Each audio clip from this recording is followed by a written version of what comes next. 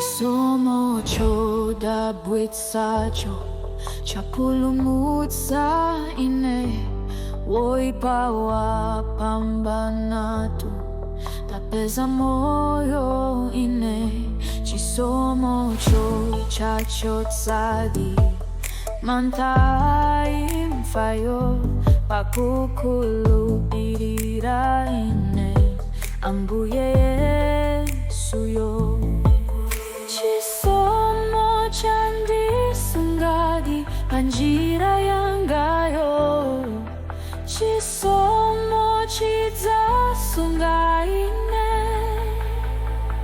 makatu kwatuho.